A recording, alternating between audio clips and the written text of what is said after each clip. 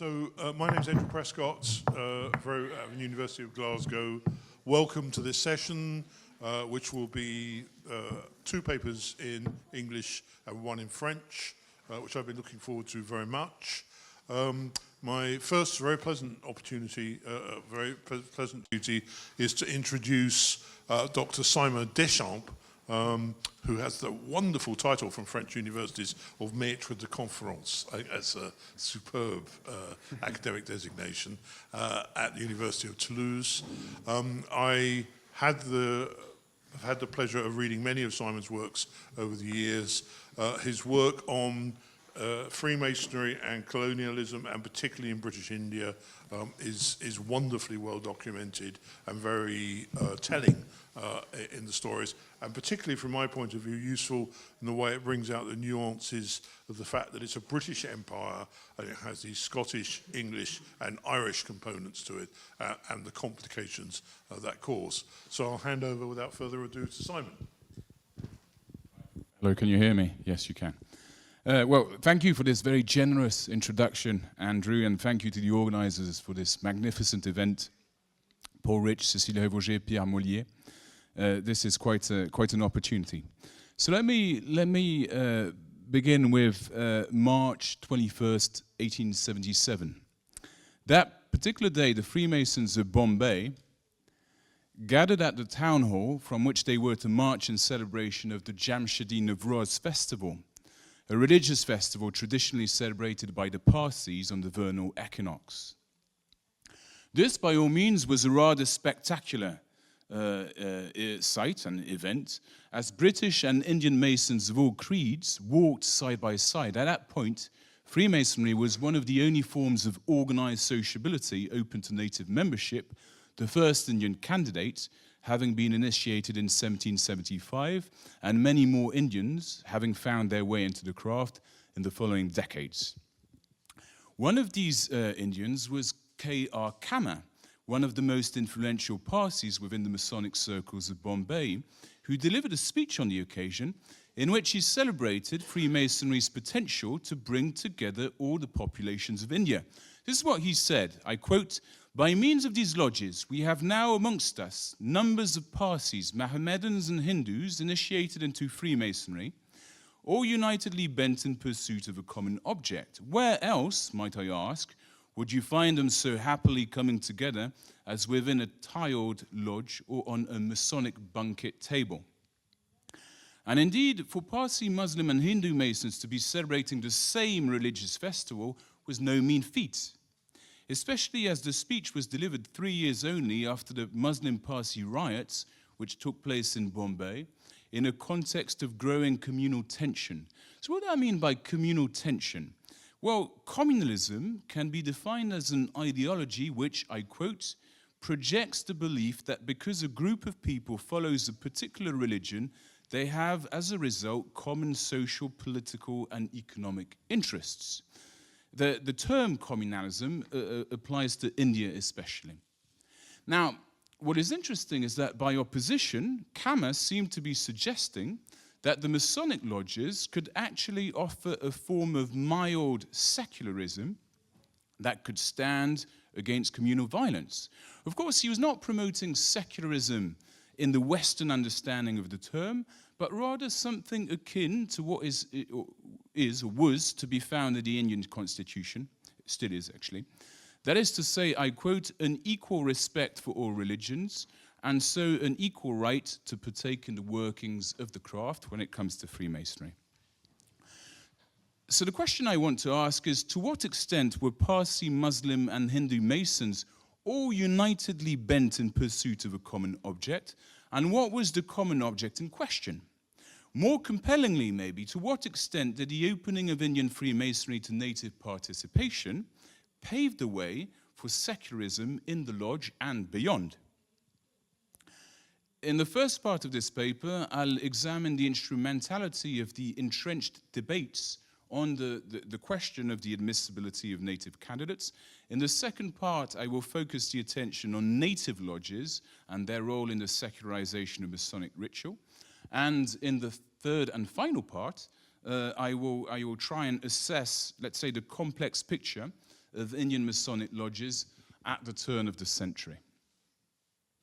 Sorry, I skipped a slide. Here's my driving question and outline. So let me start with this debate. Were Indians admissible in Freemasonry? Well, paradoxically, maybe, the initiation of the first Indian Mason was not subject to debate. In 1775, Umdat ul Umha, the eldest son of the Nawab of Arcot and heir to the throne, was initiated into a military lodge, number 355, shortly followed by his brother in a different lodge, Lodge Perfect Unanimity in Madras. Both were initiated by Terence Gahagan, or at the initiative of Terence Gahagan, a surgeon of the Indian Army who acted without consulting the Grand Lodge of England, and of course in a context where the condition of the Masonic lodges in India, this is a very early stage, was extremely precarious. Either way, the two of them paved the way for the handful of Indians who were initiated in the following decades. Most of them were Muslim and were either political or trading partners of the British. By contrast, the initiation of Mir Bunde Ali Khan in Lodge Marine number 232 Hyderabad in 1812 met with extremely hostile reactions. On the day of the ballot, 2 members of the lodge refused to attend and participate in the initiation of, I quote, a Turk, Jew, or infidel, adding that, I quote, they considered all Mohammedans Turks. Quite simplistic, really. Obviously, the main obstacle to Mir Bunde Ali Khan's initiation was the fact he was a Muslim, while the less tolerant members of Lodge Marine considered everything other than Christianity to be off limits. In other words, religion featured high amongst the motives for excluding the native populations of India. And yet the debate only really started in the 1840s when John Grant, the Grand Master of the Provincial Grand Lodge of Bengal, wrote to UGLE, so the United Grand Lodge of England, this was in 1840, referring to the issue of native membership as, I quote, a question of deep local and general interest. The answer to his inquiry only came 2 years later. It was given to him by the Grand Master of the United Grand Lodge of England, the Duke of Sussex.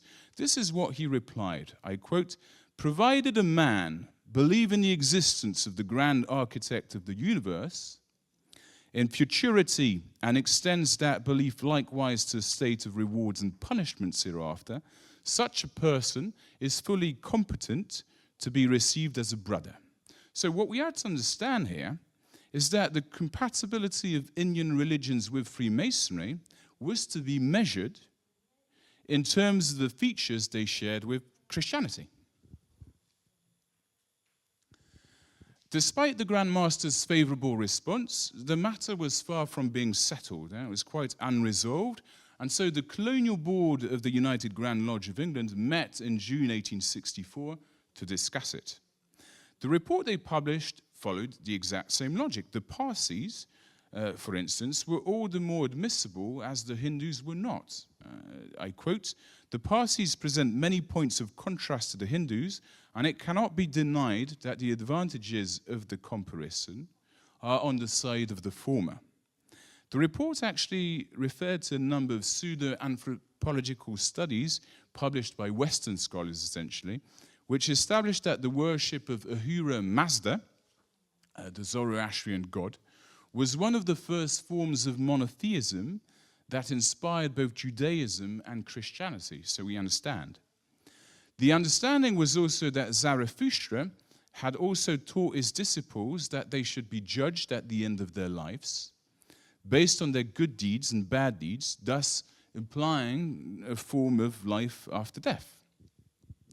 The Hindus, by opposition, remained excluded until the 1860s, essentially because their faith was not monotheistic and assimilated by the British to superstition, more so in the wake of the 1857 Sepoy Mutiny, as the report of the Colonial Board testifies, I quote, how can Western ideas make their way amongst a people whose superstitions so kindle their suspicions that a greased cartridge may become the cause of a general rebellion, end of quote. A similar display of hostility is to be found in the quarterly communication held by the Provincial Grand Lodge of Bengal in September 1863, in response to the motion, I quote, to ask whether the admission of Hindus into Freemasonry is in consonance with the principles of the order as inculcated by the Grand Lodge of England. The motion in question actually followed the initiation of a Hindu named Ketamahun Ganguly in Lodge St. John, Calcutta. The debate that took place was bitter. Brother Abbott, for instance, pointed out that, I quote, I know one, so a Hindu, who has been serving in my office for 46 years and has always borne a good character. Yet, he is a Hindu while I am an Englishman. His tastes are not my tastes, his habits are not my habits, his God, is not my God. Brother Pifford, by opposition, drew attention to the paradox of the situation. Shall we, in the 19th century, place a brand on upward of 100 million of the human race and say that though the sun never sets on masonry in India, when it shines on masons, it shall shine only on pilgrims and exiles? End of quote. The debate on the admissibility of Indian candidates was obviously charged with extreme xenophobia and religious intolerance, and yet, it did force the craft at the level of the lodge as well as at the level of Grand Lodge to confront the contradiction between its universal claims and its exclusionary practices, fueled by its long-standing alignment with Christianity. It also provided a fertile ground for the creation of the so-called native lodges, and this is what I'd like to say a few words about now. A native lodge is essentially a lodge specifically designed for natives. The first native lodge was Scottish, actually, Lodge Rising Star of Western India, and was founded in 1843 as a result of the rejection of a Parsi Mason named Manekji Kursitji. His portrait is on my slide. As early as 1840, this prominent member of the Bombay Parsi community, was a trade of importance, had applied to Lodge Perseverance, then under English constitution, and was blackballed. He then travelled to Europe in the hope to meet the Duke of Sussex, knowing that, of course, he had expressed sympathy for the cause of native participation.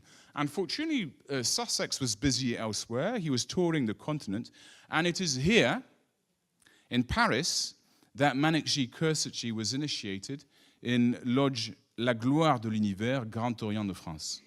Once he was back in Bombay, he was proposed as a joining member in Lodge Perseverance, but his membership was rejected. And it's as a result of this rejection that 27 Masons, including members of said Lodge Perseverance, that they petitioned James Burns, the Grand Master of the Provincial Grand Lodge of Western India, to open the lodge for, I quote, the native gentlemen of recognized respectability and character of Bombay. Burns answered favorably and granted them a warrant. In fact, Burns was very much in favor of native inclusion, so much so that in June 1845, he decided to create a new Masonic order, which he called the Brotherhood of the Olive Branch in the East, in order to, I quote, supply the natives of the East who are Masons a substitute for the higher chivalric degrees, their exclusion from which creates heartburning. Despite being often associated to the revival of the Knights Templar in Europe, Burns incidentally proved extremely critical of the Knights Templar, which he claimed was nothing but, I quote, a cumbrous invention of the last century, whose only bond of union was war and hatred of the nations of the East. Between 1843 and 1893, another 8 native lodges were constituted across India, 7 of which were actually located in Bombay. So Bombay was really the place where native participation was taking place.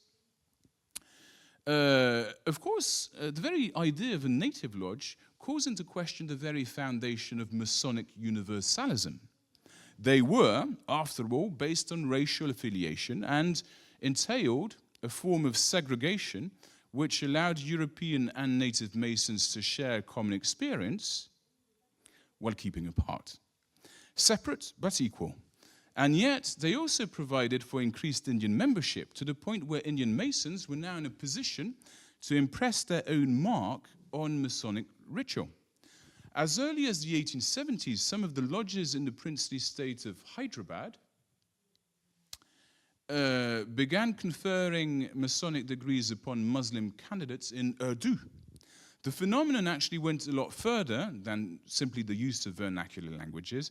In fact, many symbols and artifacts of Indian culture eventually found their place in the local Masonic ritual. One of the earliest and most notable incorporations was that of the Zendavesta, so the sacred book of the Parsis, and the Quran alongside the Bible on the altar. In fact, not only did Indian Masons generalize the practice of having their sacred books open on the altar in their own lodges, they also insisted it be extended to mixed lodges. In 1881, for instance, I might have gone too fast, no. In 1881, for instance, PM Gigi Boy visited Lodge Hiram, a mixed lodge in Bombay, and brought to the attention of the members of the lodge that the Zendavesta was not on the altar alongside the Bible as it ought to be. He insisted that the issue be addressed without delay, especially as Lodge Hiram had a number of Parsi brothers in its ranks. So with the growing number of native Masons, which was prompted by the so-called native lodges, Indian Freemasonry became more secular. In the Indian sense of the concept, of course, as it was embraced by the Indian National Congress, founded a few years later, in 1885.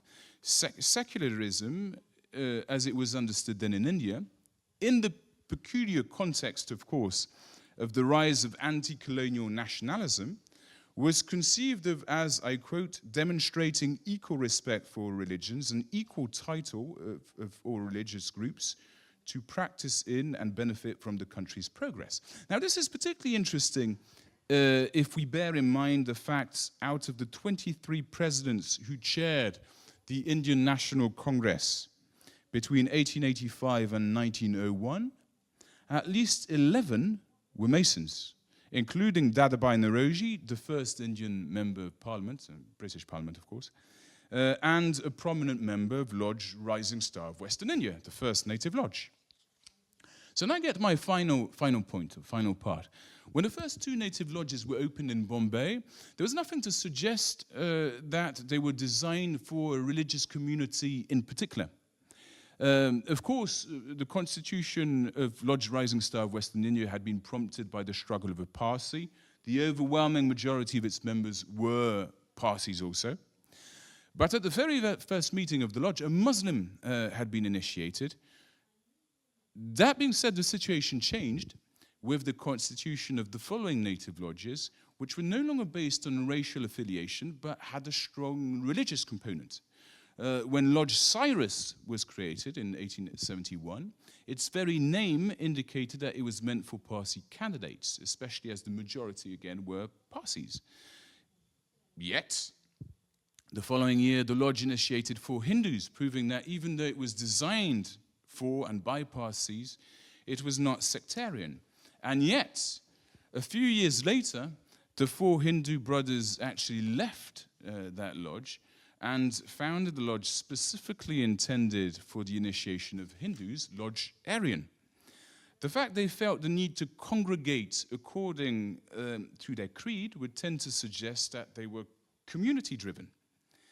The fact denominational lodges, as we might be tempted to call them, actually sprang up in the 1870s is not a mere coincidence, of course. Historians of colonial India have situated the emergence of communalism, especially the view according to which Muslims and Hindus were two different communities with different political interests at that specific time. Confirmation of this can be found in the reaction of Lodge Rising Star to the creation of Lodge Islam. The members of the lodge deplored the fact native lodges were not consulted, and of course this hostility of the Parsi Masons was related to the Parsi Muslim riots that took place a few months before in 1874. Back in Bombay, the last native lodge, Lodge Zoroaster, was even more clearly denominational. The fact it was named Zoroaster after the name of the prophet of the Parsi is a clue. Its motto was the Parsi watchword Humata Chukta Chvashta, which means pure thoughts, pure words, and pure deeds, is probably another proof of it. The Parsis who founded it clearly meant it as a celebration of their creed. And yet, there's also plenty of evidence to suggest that this dynamic of secularization went on unabated, especially in the province of Bombay. The fact in 1874, Masons of all creeds approved and participated in the Parsi Jamshidi Navroz festival, a month before the Parsi Muslim riots, is good proof of it. What is maybe more telling is that the Quran and the Zendavesta were also incorporated in the ritual performed by the district Grand Lodges. In the 1880s, the Grand Lodge of all Scottish Freemasonry in Bombay created two new offices, the Grand Quran Bearer, yes, I forgot this, the Grand Quran Bearer and the Grand Zendavesta Bearer. Most district Grand Lodges were, Grand Officers, were still British at that point, which means that most of them did not object to these ritual innovations. The process of secularization was also greatly facilitated by the growing pressure exerted by colonial administrators and Masonic officials for that specific cause. As early as 1875, on the occasion of the cornerstone laying ceremony of Elphinstone Dock, the Prince of Wales, Albert Edward, also the Grand Master of the United Grand Lodge of England, celebrated Freemasonry's role in, I quote, uniting together men of various castes and creeds in the bonds of fraternal brotherhood by giving them common objects of exertion for extending the knowledge of our ancient craft and for promoting the good of all mankind, end of quote. John Weldon, the Bishop of Calcutta, who was visiting Simla in 1900, held a very similar view, I quote, in India, where the division of races and religions is more acute, perhaps, than anywhere in the world, it is the wisdom of the good citizens to seek rallying points. Such a rallying point is found in the cult of the Masonic doctrine. So this rhetoric of secular unity systematically echoed across the Raj, and although it was undeniably meant to serve the purpose of strengthening colonial rule, it did contribute to provide Indian leaders with a fairly secular space in which they could all be, I quote, unitedly bent in pursuit of a common object, to use the words of K.R. Kammer. And the only question now was what political pursuit? So to say a few words of conclusion, very briefly if I have the time to do so. I'll just move on to show you this. I think in assessing Indian Freemasonry's evolution into a more secular space, we need to keep in mind that the Masonic Lodge was one of the only forms of British sociability in which Indians of all faiths and Europeans could sit side by side. This applies first and foremost to mixed lodges, of course, and to a lesser extent to native lodges, although they also had European affiliates. Native lodges were nevertheless a major compromise in the sense that they provided for Indian membership while allowing the racially prejudiced lodges to remain so, enforcing a sort of form of implicit segregation. The same logic applies to the denomination lodges, which simply reproduced the communal tensions which prevailed outside. And yet, the Masonic Lodge did offer a space in which the colonial tension between commonality and alterity could be expressed and negotiated.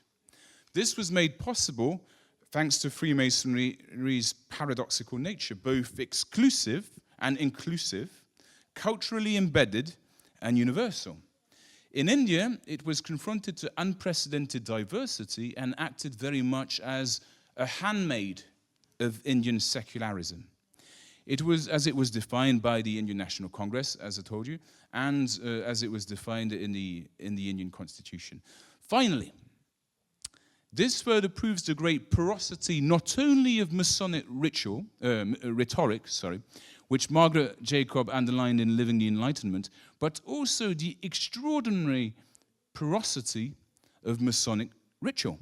In fact, Freemasonry's structural and ritual flexibility no doubt contributed to its success overseas. Throughout space and time, it sometimes moved closer to its universal ideal and sometimes astray. What we ought to remember, therefore, is that the boundaries of Masonic fraternalism are not immutable and that they are meant to be pushed back to further the cause of diversity and inclusion. Thank you.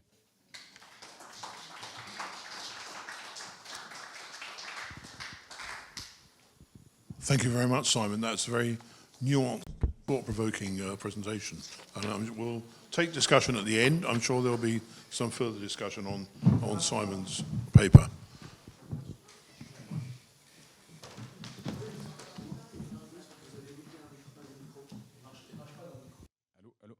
Allô, ça marche, hein? Allô?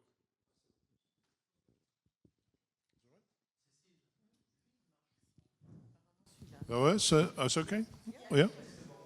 Right, so our second presentation this afternoon is by a very, very distinguished Masonic scholar and historian, Professor Geoffrey Teesons of the Free University of Brussels. Geoffrey has, I think, been very important in illustrating how Masonic work, Masonic scholarship can be brought into wider historical discussion. And I think one of the most effective scholars in weaving that together. And also in bringing to our attention the importance of Belgium as a case study and the richness of the Belgian Masonic heritage. So Geoffrey this afternoon will be speaking on the Grand Orient of Belgium from the regular to the secular question mark. Thank you, Andrew. Dear colleagues, in broad overviews of Freemasonry in Western Europe, very often the Grand Orient of Belgium is put in the same category as the Grand Orient of France. There are some good reasons to evaluate the characteristics of both Grand Lodges as very much comparable with one another. However, as usual, when considered at a closer distance, things are a little bit more complicated. Furthermore, it must be said that this representation of both Grand Lodges is being largely the same concerning political stances and the positioning towards laïcité. It seems to have become part and parcel of a deliberate discourse within a particular brand of Freemasonry within Belgium. That is to say, the largely minoritarian regular Masonic bodies whose splitting away from the country's mainstream needed some kind of justification. The main issue here is that the option to move away from a seemingly apolitical Masonry with religiously inspired traditions towards a more society-oriented and more or less secular Freemasonry has automatically been coupled with a clear, general and immediate rejection by so-called regular Masonic bodies abroad. I am obviously thinking mainly of about the UGLE, just like it happened with the Grand Orient de France after the famous conference of 1877. Something similar was said to have happened as a consequence of the decision of the Grand Orient of Belgium to do away with the Article 135 of its constitution, to wit, the prohibition of political and religious discussion in the lodge room.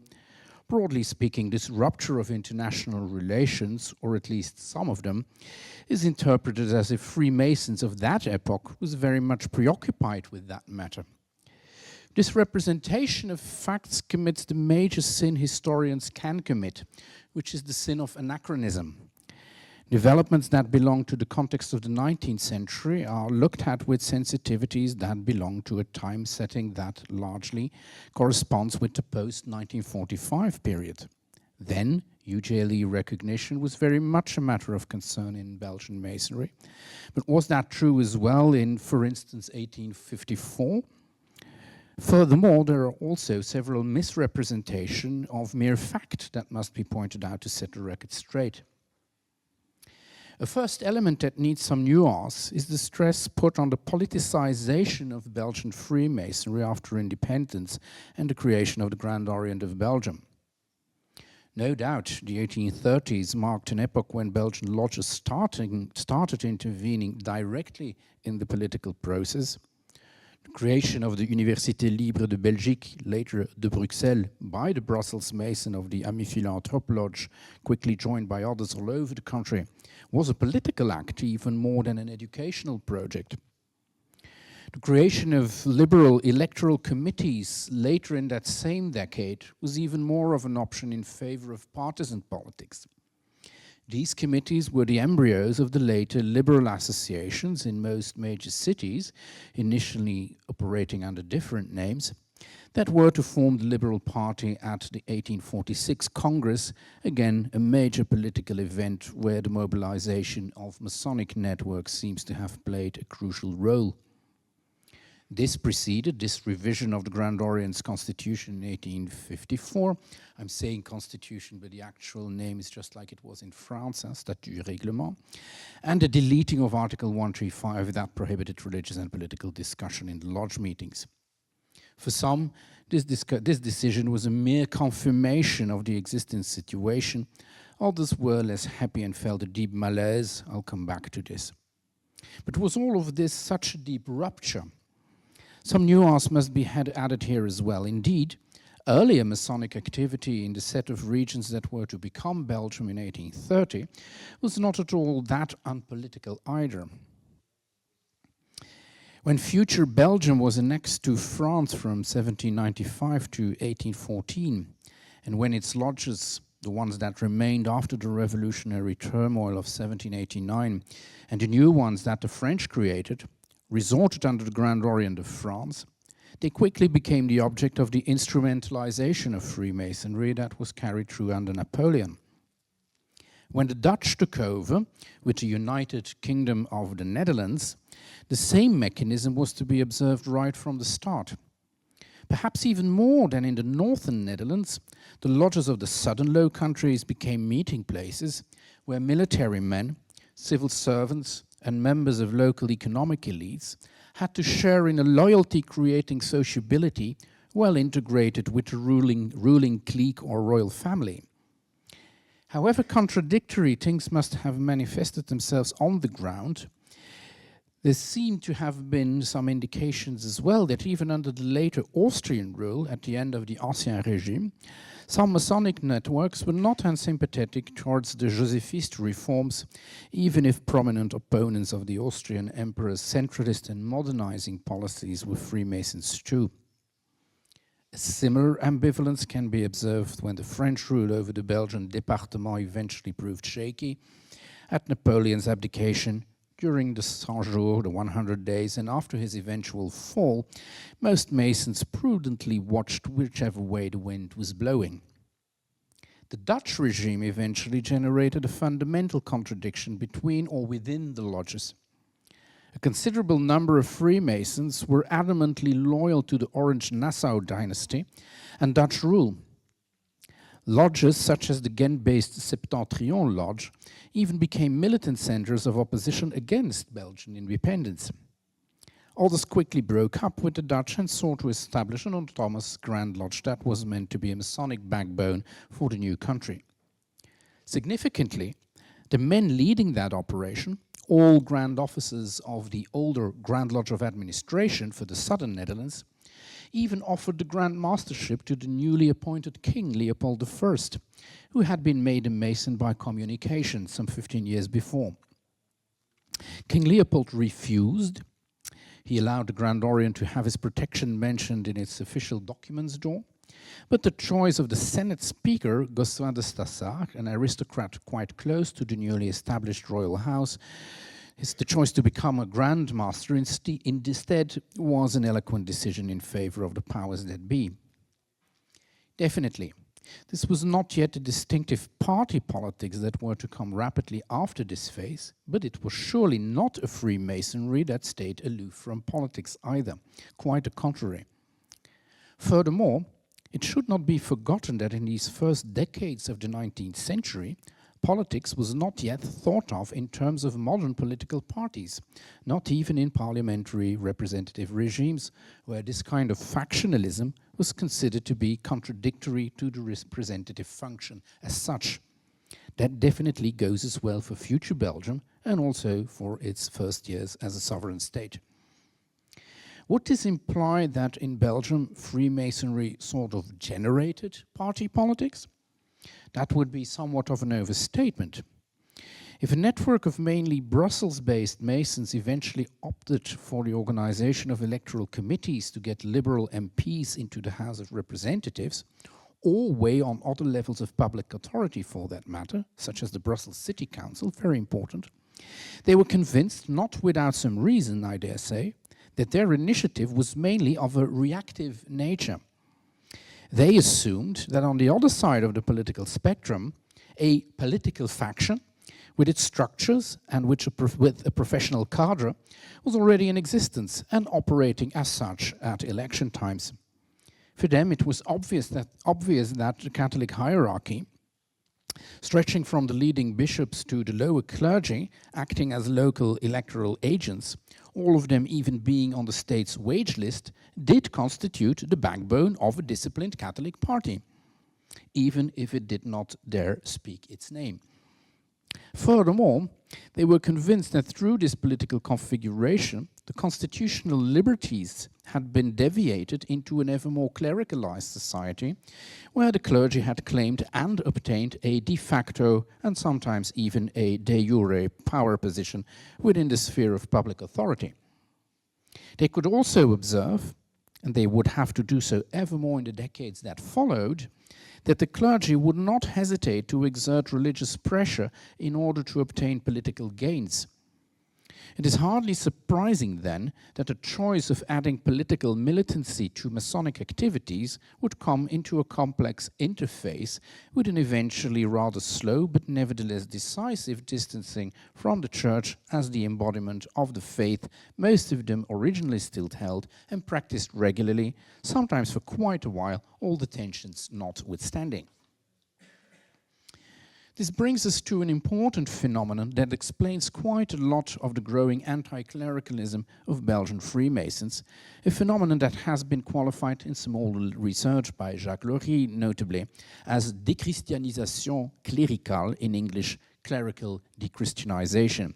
That is, when clerical agency pushes people towards a rupture with the Church on different levels, more specifically, the levels of behaving, belonging, and believing. There has been some discussion on this notion of dechristianization. Indeed, it tends to mix up those three dimensions where changes do not necessarily occur at the same time. As I have elaborated in different other publications, it was mainly the refusal by the clergy to administer sacraments to Freemasons that led to the breaking up of religious practice, church membership, and eventually faith altogether. The refusal of sacraments could have been a sanction for their Masonic membership as such, of course, in as far as that membership was known to the sanctioning priest. But other motives could have been just as determining, for instance, editing liberal newspapers or sending one's children to public schools. Sacraments of marriage could pose problems, but seem not to have left very many traces. Somewhat more notorious were refusal of Easter communion to Freemasons. The most important, however, was the refusal of the sacrament to the dying in articulo mortis and the concomitant refus de sépulture, that is, the refusal to grant a church burial service and an interment in consecrated ground. It is difficult to overstate the importance of these life-stance conflicts around death. If one just keeps in mind James Stephen Curl's appreciation of the Victorian celebration of death, the 19th century social envelope around death and inhumation carried such an important public symbolism that every humiliation, every act that wanted to exclude a dead person and his family from the local community of decent people could only have far-stretching consequences and provoke a deep-rooted and lasting resentment against those social actors that esteemed themselves to be empowered to impose this stigmatization. It is not at all a coincidence that the first elaborate and openly anti-clerical discourses in Belgian Freemasonry were pronounced in 1819 during a lodge of sorrow for a brother the local clergy had adamantly refused to give a church burial. It is not a coincidence either that the iconic public performance of Belgian Freemasons was a secular burial. Again, I'm obviously referring to the burial with Masonic honors of Grand Master Verhagen in 1862, an event that was reported in the daily press from London to Lemberg. Lemberg is the current Lviv in Ukraine. It is not a coincidence that in Belgium it was actually only that related practices that led to public performances of Freemasons with regalia and display of Masonic symbolism. And I can go one step further. It was also a lodge of sorrow that eventually provoked a debate on landmarks that led to the reform of the 1870s, where the Grand Orient de Belgique, the Grand Orient of Belgium, introduced a more secular configuration of its ritual, its symbolism, and its philosophical foundation. The first hint towards a profound redefinition of this philosophical foundation can be found in the contestation of the content of the Lodge of Sorrow that was performed in 1866 to mourn the death of King Leopold I. Belgium's first monarch was a Protestant, not a Catholic like the other ones.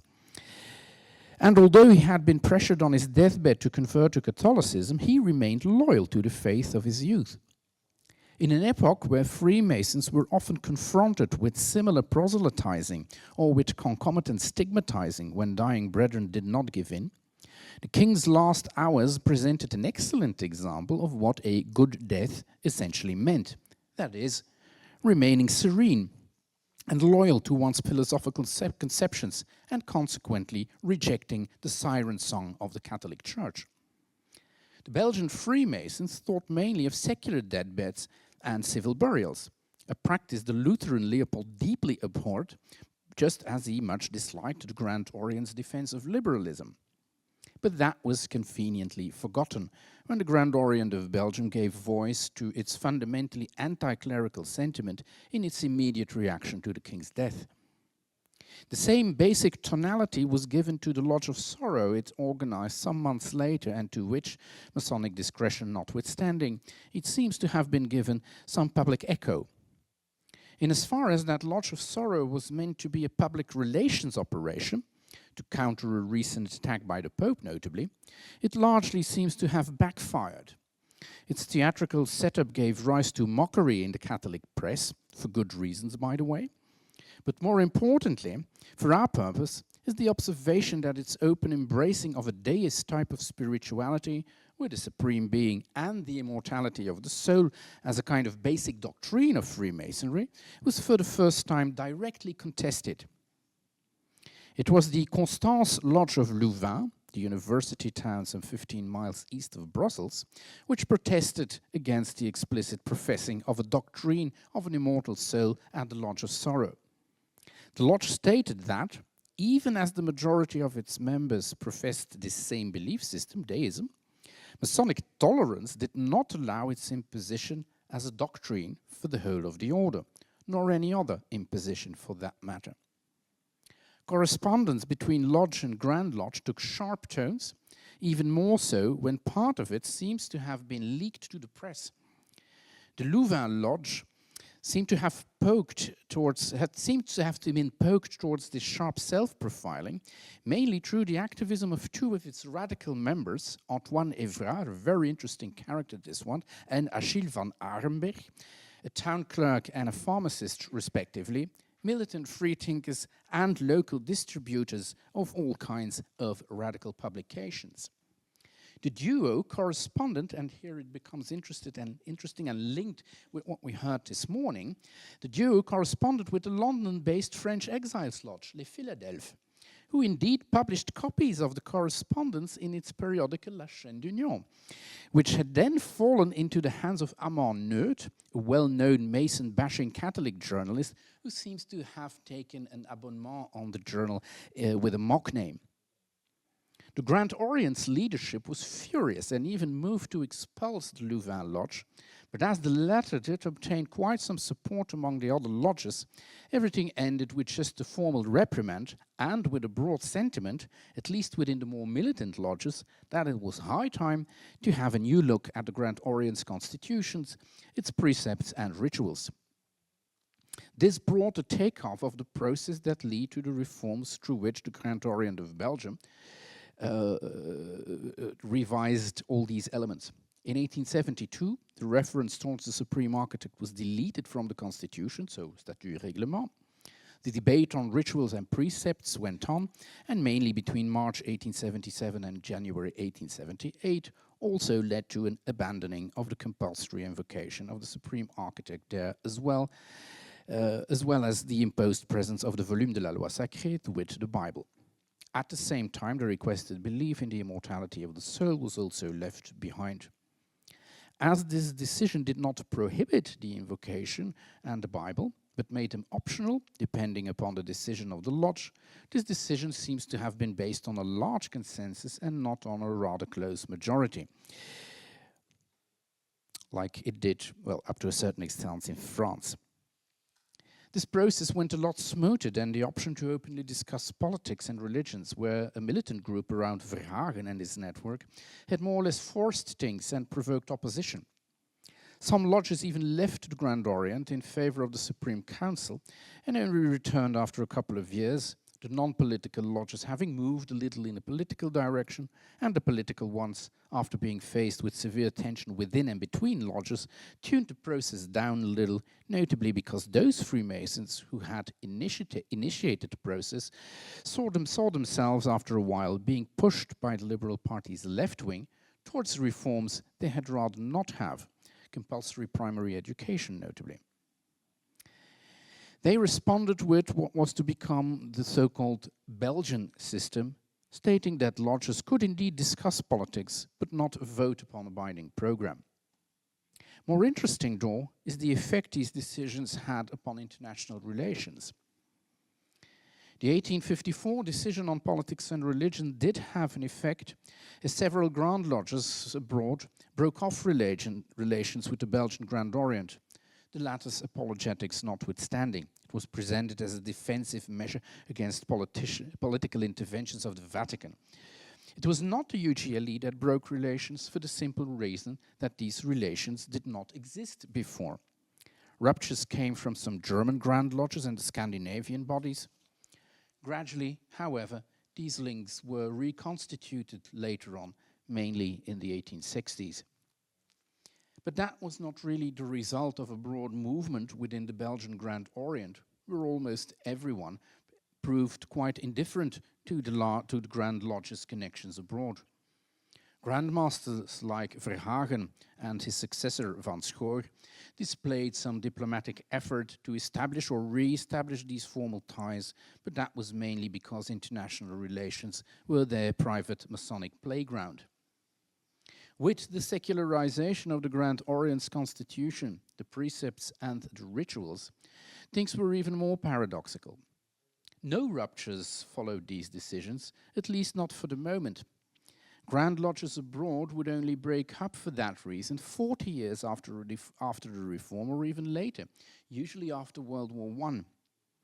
In the meantime, the UGLE, who was to stop recognizing the Grand Orient de France after its 1877 decision, started having formal ties with the Belgian Grand Orient when the process of secularization was in full run, and when the compulsory invocation of the Gadelu, the Supreme Architect, had already been deleted from the Constitution. The diplomacy of Eugène Goblet d'Alviela, major figure in Belgian Freemasonry, diplomacy of Eugène Goblet d'Alviela towards UGLE Grand Secretary John Hervey, his name has been quoted this morning as well, seems to have played an important role in convincing the English that Catholicism had necessitated a defensive stance, mainly with regard to politics. They hardly talked about the Supreme Architect. It was only when issues of territoriality came about in the early 20th century that things eventually turned sour. But even then, most Belgian Masons were not very interested in the matter, not even after World War I, when many more Grand Lodges, notably the American ones, had decided to follow the UGLE. Most Belgian Masons hardly ever traveled towards those countries and thus remained rather insensitive to those considerations. Only some high-degree Masons and some GOB leaders were more preoccupied with the matter, but that hardly filtered downwards. After World War II, with the Cold War, and even more, with the first steps being taken towards the construction of a European community, these considerations received somewhat more of an echo in the lodge rooms. Nevertheless, the debates, conflicts, and scissions that followed were again mainly an issue of a militant minority, even if they eventually obtained some following.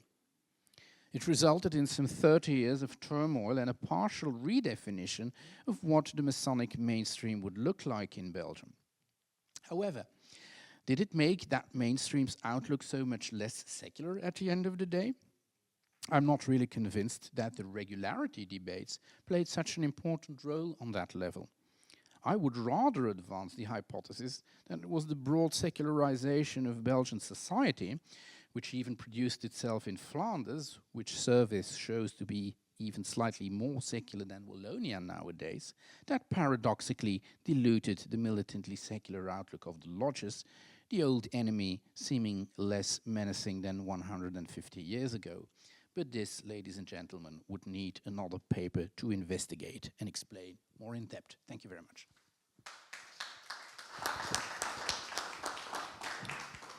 Thank you so much, Jeffrey, for an enthralling paper that's got all sorts of points that we could follow up on.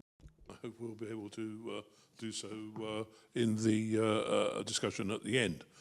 So our final presentation in this session will be in French, and it's been a great pleasure to meet Joachim Grave dos Santos, who's the archivist of the Grand Orient Lusitanien. I've admired from afar the heroic story of the Lusitanian Grand Orient.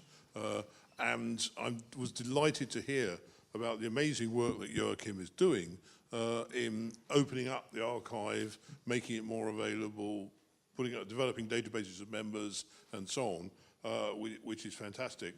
And Joachim's paper will reflect some of his work on the history of the Grand Orient, on the l'introduction de la révision amiable dans le Grand Orient Lusitanien. Joachim, over to you.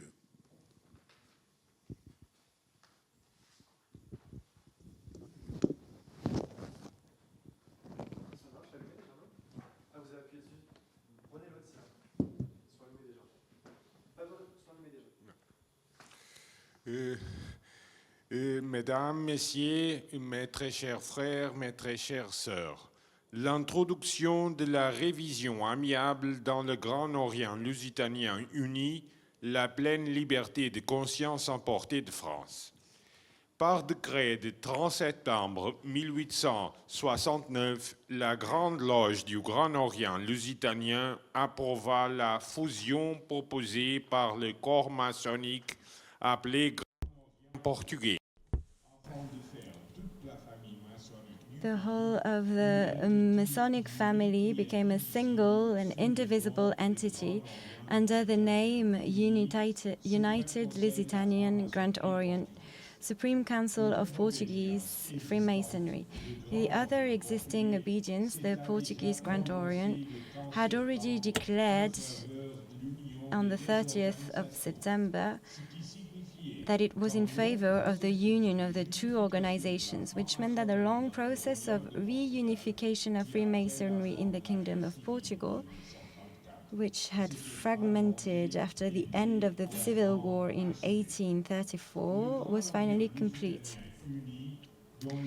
The United Lusitanian Grand Orient, whose first Grand Master was João Palma de Noronha, second Count of Parity, brought together under its auspices 55 lodges practicing the French Rite or the ancient and accepted Scottish Rite. The administrative organization of this obedience was subject to a new constitution approved in 1871, Article 2 of which stipulated that Freemasonry subordinate to the United Lusitanian Grand Orient, Supreme Council of Portuguese Freemasonry, has as its fundamental basis religious belief, love of family, country, and humanity. The 1870s, however, intensified the religious question in the public debate in Portuguese society, encouraging the circulation of new ideas, which encouraged the Portuguese secular movement and which necessarily reached the lodges of the United Lusitanian Grand Orient. Until then, Portuguese Freemasonry's perspective in this area had been in line with the traditional trend of Portuguese liberalism, which was limited to combating clericalism, ultramontanism, and the entry of religious congregations into Portugal. The Italian question, the ecumenical deliberations of the First Vatican Council, and in France the events of the Paris Commune and the proclamation of the Third Republic, secular and anti-clerical Third Republic, had a major impact on Portuguese society. It should be remembered that Rome's doctrinal counter-offensive sought to take an organized form, leading to the founding in Portugal of the Catholic Association, 1872, led by the Count of Samodaish.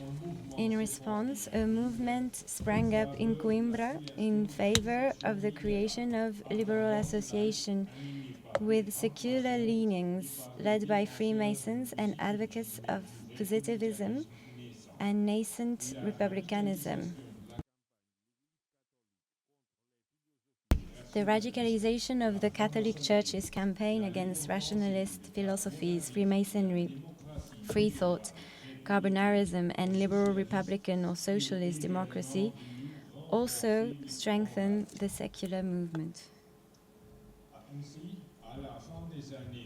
Thus, at the end of the 1970s and at the time when the Grand Orient of France Convent of 1877 had introduced the principle of full freedom of conscience into its constitution, the wording of Article 2 of the Golu Constitution began to be challenged.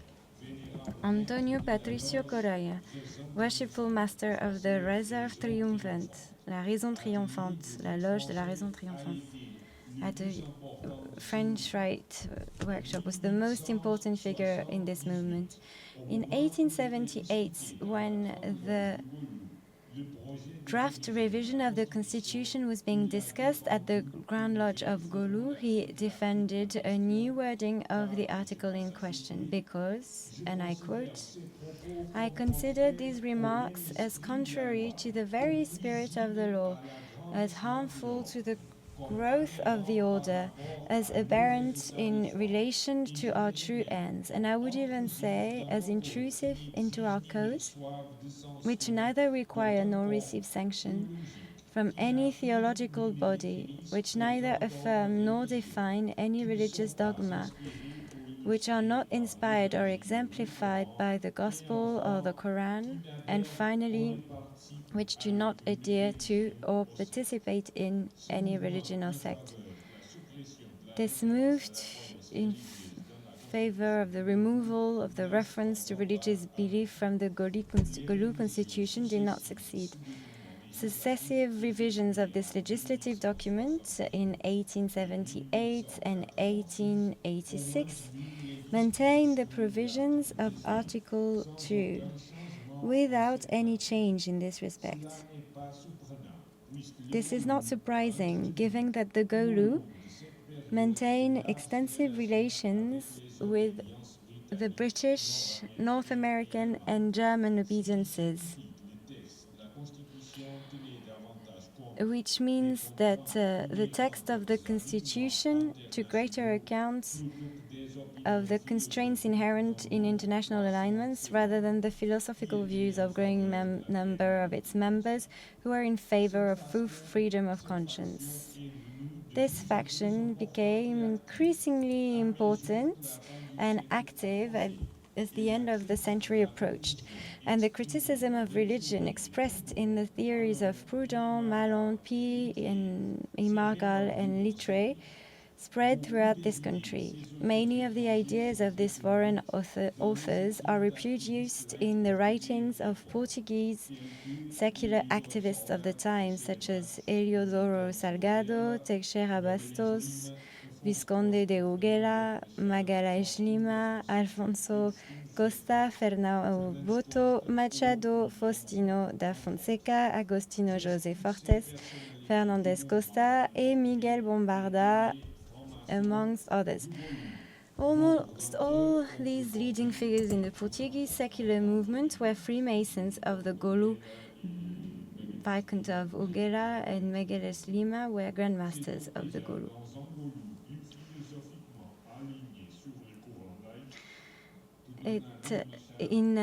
Bernardino Machado was elected in 1895 Grandmaster of the Golu, that was more philosophically aligned with the secular movement.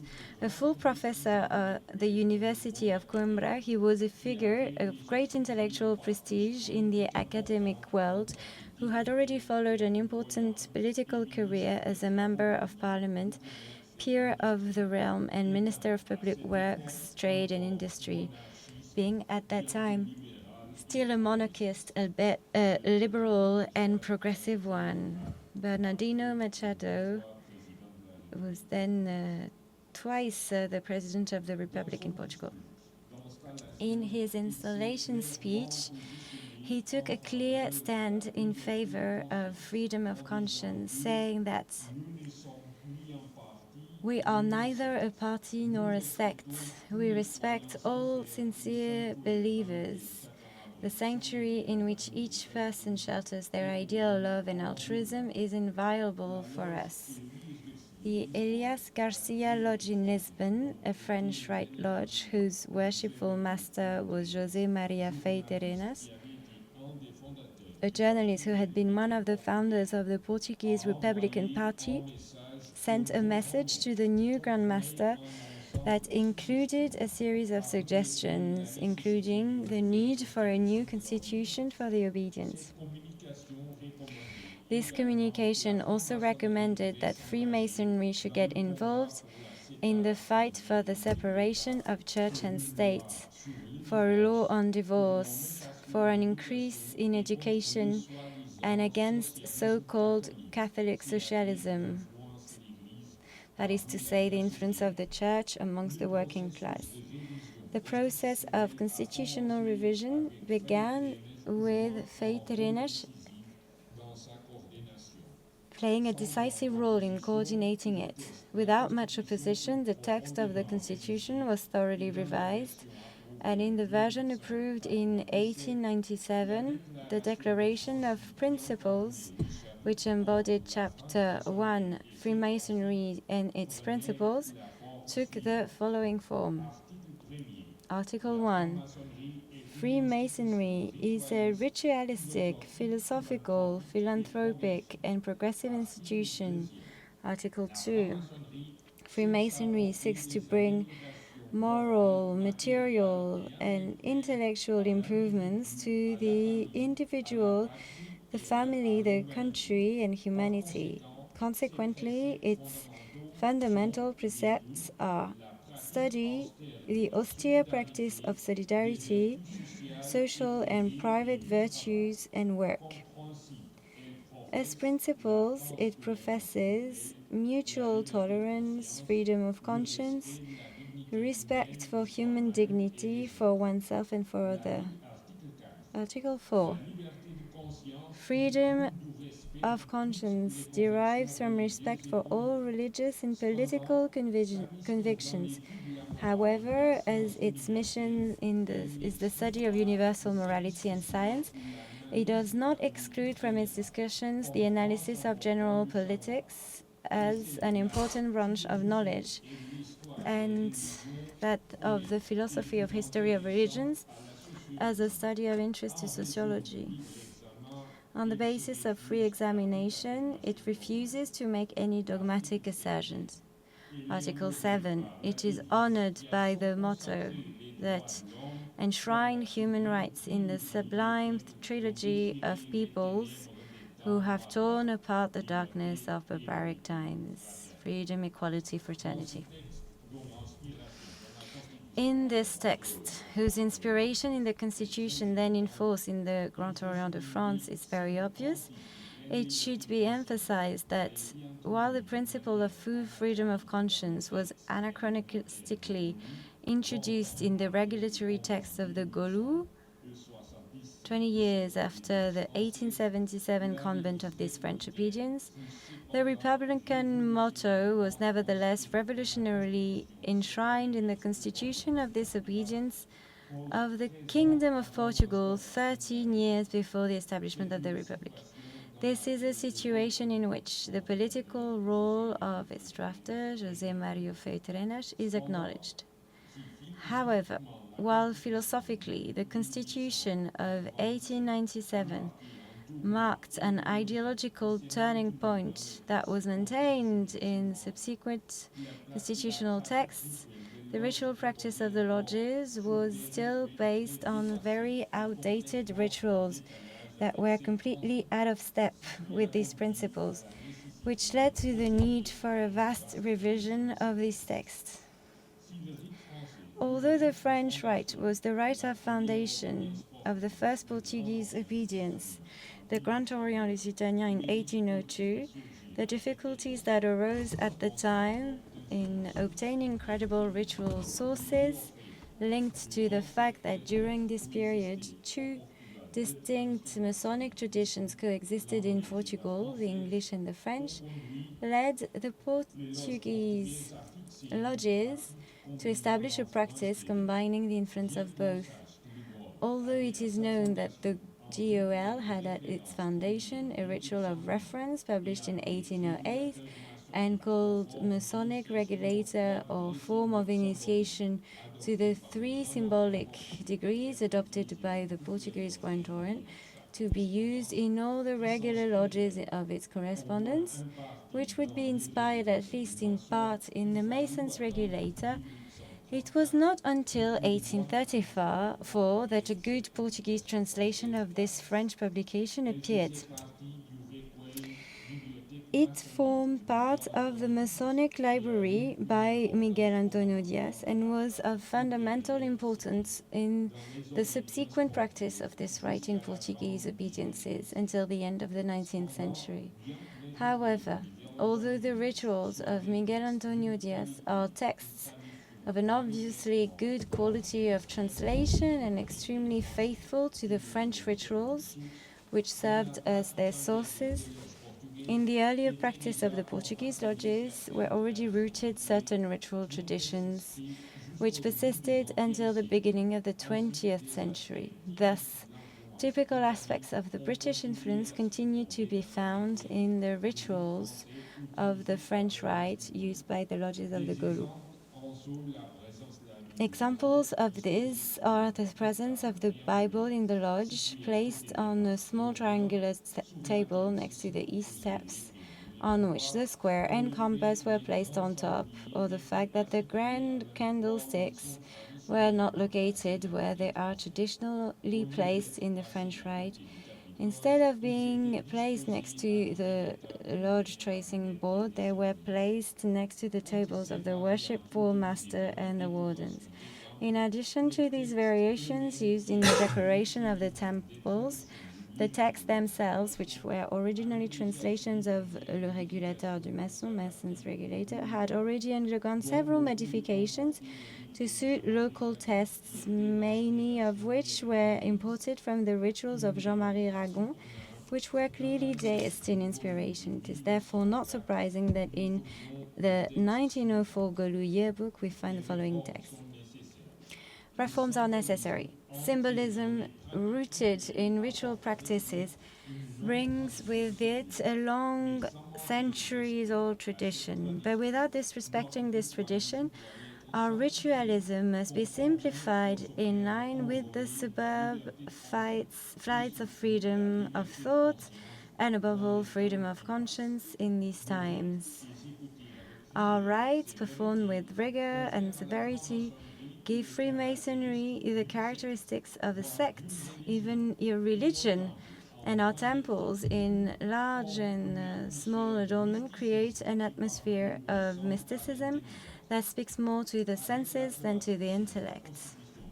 With the approval of the 1907 Constitution, the jurisdiction of the French Rite in the Golu changed.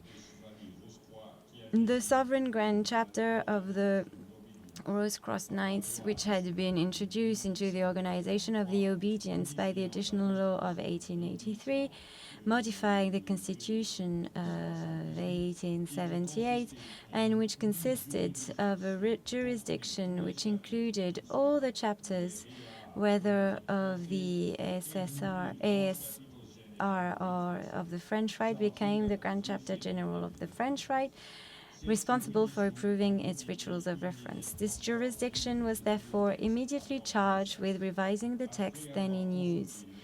After consulting the rituals in practice in the continental obediences in which the principle of full freedom of conscience had been enshrined, Grand Orient of Belgium and Grand Orient of France, the sovereign chapter of the Rosicrucian Knights finally followed the French model, approving in 1909 a ritual of the apprentice, which is a very faithful translation of the amiable ritual in use in the Grand Orient de France since 1887. This effort by the sovereign chapter of the Rosicrucian Knights was not continued in the other degrees, as it was overtaken by the voluntary initiative of a brother, then a member of the Pureza Lodge, Purity Lodge, in Lisbon, Antonio Augusto de Matos Ferreira. This Freemason was a civil servant who worked for the national press, as well as being head of the Golu Secretariat. Based on the rituals of the Latin revision, approved by the Grand Orient de France in 1907, and the Rosicrucian and Kadosh rituals of the amiable revision of the same obedience, Matos Ferreira took the initiative of publishing translation of these texts between 1909 and 1920 in a collection entitled The Masonic Liturgy. They have been widely accepted by lodges, chapters, and Areopagi, having been adopted in most of the Golu workshops, both for the French Rite and for the REAA. In an article circulated to lodges on the 20th of December 1912, he wrote as follows: "For many years, the United Lusitanian Grand Orient, Supreme Council of Portuguese Freemasonry, has lacked rituals to guide initiations to the 2nd, 3rd, 18th, and 30th degrees, leading to investitures by simple communication of signs, touches, and words, which is absolutely irregular. In France and Belgium, which have the most combative Freemasons are promoted from degree to degree only for their services or for their intellectual merit, and not always in harmony with the liturgical formulas, thus forming a Masonic spirit that we do not possess. We can therefore see that the cultural influence of French Freemasonry had a profound effect on Portuguese Freemasonry in the earlier 20th century, both philosophically and in terms of ritual practice. The ideas of the Third French Republic also influenced the ideological support of the First Portuguese Republic, particularly with regard to the secularization of society. Golu, more through the individual effort of one of its members, who is in his capacity as a learned Freemason, studied and translated the entire body of ritual in use in the Grand Orient de France, which, through the action of its jurisdiction of French Rite, now had an updated set of rituals perfectly aligned with the positivist ideas of the time. The Matos Ferreira rituals were never officially approved by the Golu. However, they had a profound impact on Portuguese Freemasonry for decades, even being used as far as possible clandestinely after the ban on Freemasonry by Salazar's new state in 1935. In 1974, following the return to normality of Masonic activity. These rituals were still generally used as the basis for lodge practice until the 1990s. Above all, it can be said that it was this heritage of adogmatism and social commitment marked by the use for decades of rituals characterized by a strong sense of rationalism, which contributed in the early 1980s to Golu, which reverted to its original name of Lusitanian Grand Orient, freely choosing to remain a liberal or humanist obedience, while at the same time opening up a space for all those who wanted to align themselves with the United Grand Lodge of England. The latter could follow this path by founding another Portuguese obedience. Thank you. Thank you, Joachim, for that presentation, which I think shows the sorts of ebbs and flows that really shape these developments. And I was thinking of what Simon was saying about porosities, and I think that's very evident there. So what I suggest is I think we could just take 10 minutes from the break for some questions. If our three speakers sit at the front, what I'll attempt to do is, actually that may be a bit ambitious, I maybe prevail upon Cécile, if you could take the microphone to people as we ask Okay, questions. yes, fine. My pleasure. There's a question from Margaret at the back. Yes, this is a question for Jeffrey Tyson's. In these various efforts to make a more secular society, etc., did Masonry have any impact on this enormous separation between the languages, between Flemish and French, and the tension and hostility that exists around it?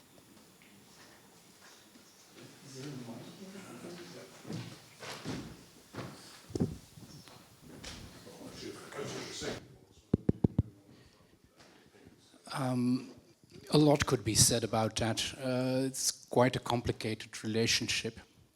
Now, what is the main thing, at least for the 19th century, is that, just with a couple of exceptions, practically the whole of Freemasonry is speaking French. I mean, also in the Flemish country, with one exception of a lodge that gradually switched to bilingualism and then to Dutch in Antwerp, and then a second one that was created after a conflict in that lodge.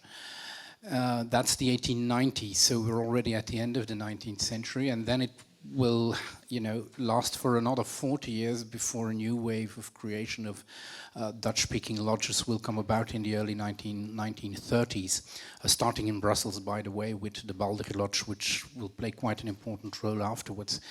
Now, the sensitivity within Freemasonry for language things is relatively limited for the long 19th century, and that's not all that surprising. It's not only because all these people belong to the French-speaking bourgeoisie, but it's not the main political conflict. There are other matters which are judged to be more of importance. It's mainly through and after the First World War that this linguistic conflict becomes really acute. Before that, it's, well, for most of the period, something which is, well, largely below surface.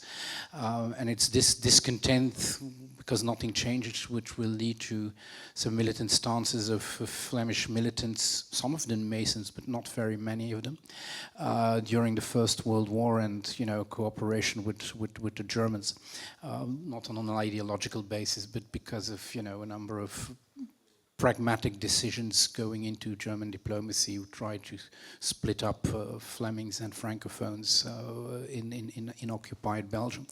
Now, besides that, the only thing you can notice is that at given moments, these Francophone lodges do have, at certain periods, mainly thinking about the 1870s, a certain attention for the emancipation of the Dutch language.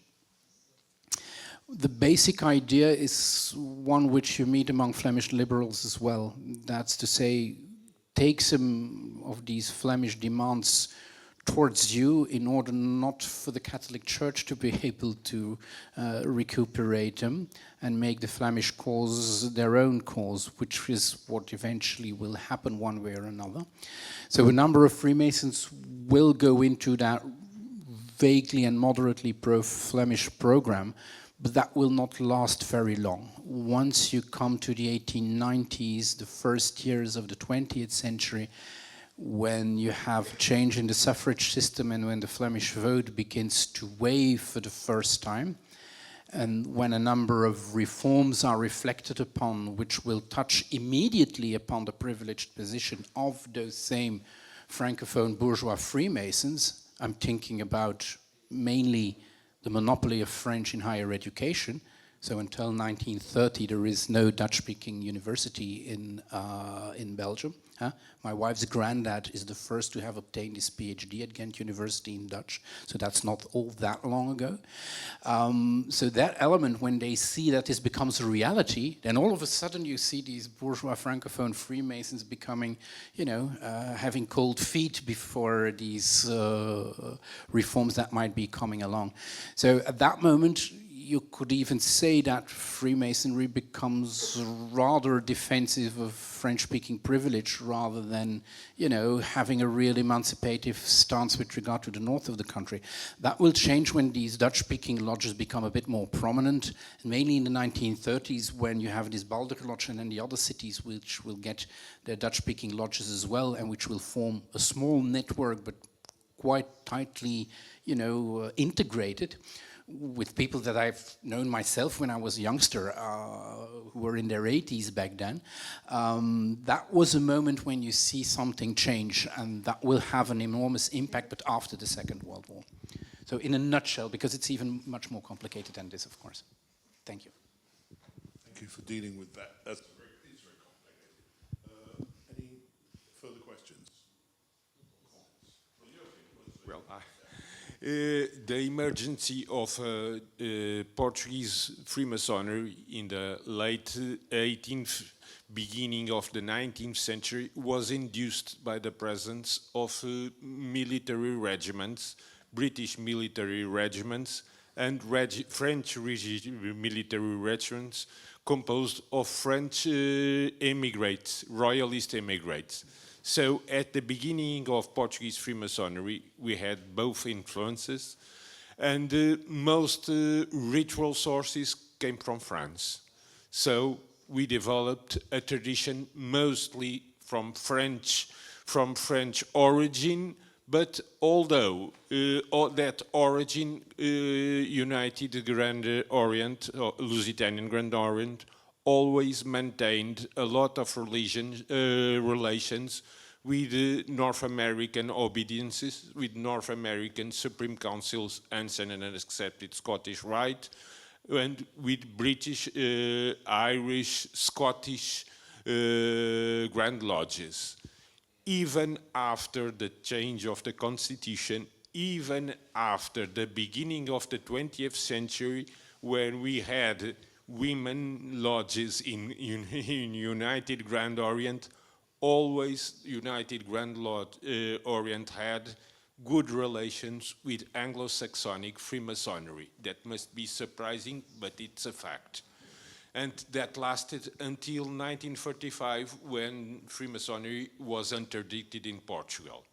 So we had always Freemasonry, mostly of French influence, but with good relations with the British, Anglo-Saxon world.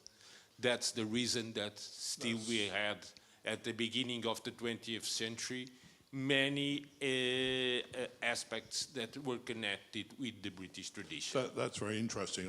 I know that Pierre Mollier in the past, when I've spoken to him about the split between England and France, that spoken about initially there was not really what he called a deep freeze, and that only really came in later.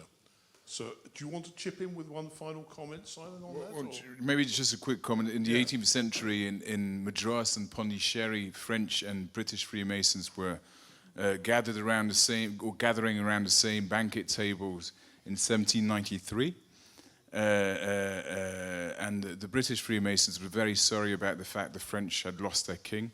So rather than opposing the two Freemasonries, at least in the 18th century, it would appear that there were fairly close connections going on, especially especially in areas geographically far away from France and Britain. I think that's so. But we can have one very quick question if anybody's got anything else. Yeah, is anyone else? There's just one thing maybe I could chip in with if nobody else has, with the final question. I was very struck, Geoffrey, by your comments about John Harvey, who I mentioned earlier, the Grand Secretary at the time of the split with France, and how he was very sympathetic to what you called clerical anti-Masonry, as it were, or clerical secularization, that was it. That was a wonderful phrase. I like that concept. And if you look at the English Masonic periodicals for that time, I think something that we haven't really got across, and it came out of Joachim's talk as well, is there's enormous concern about ultramontanism in the English Masonic press. Actually, I'd say that subject looms larger in the English Masonic press than what's going on in France and the concern with secularization. And I don't think we've given that enough weight in thinking about the overall things. I have an inkling that, Eugène Goblet d'Alviela, who was a clever man and knew something about the Anglo-Saxon world and English sensitivities with regard to popery, specifically stressed this element. It's the Vatican which is doing this and that, and these ultramontane forces which are menacing, and which was very present in liberal discourse at large in Belgium in those years as well. He was very much aware, I think, what he had to stress and what he had to shut up about. So he didn't say anything about, this basic wave of doing away with the supreme architect in the Bible, etc., but stressed this element, and was quite aware as well with the Earl of Ripon episode, and made this connection as well. So he, and he was a politician and a major liberal politician. He knew his business, you could say. And so I think he defended this cause very well. And afterwards, well, people kind of forgot about it until for, I'd say hazardous reasons which had nothing to do with what was really happening on the ground. Things became a bit more clear in the early 20th century and then set things rolling, like they did quite a number of times when, for, coincidences coming about that brought some information to the other side of the channel and made things clearer, and that brought some problems. The extraordinary thing I found from the press exchanges at that period was how well they read each other and knew what was going on either side of the channel in a way that's probably not the case now, actually. But there we are. So anyway, I better bring it to a close, and we'll reconvene. Cecile's here. Reconvene in 10 minutes in this room for that. And I just ask you to thank our speakers again.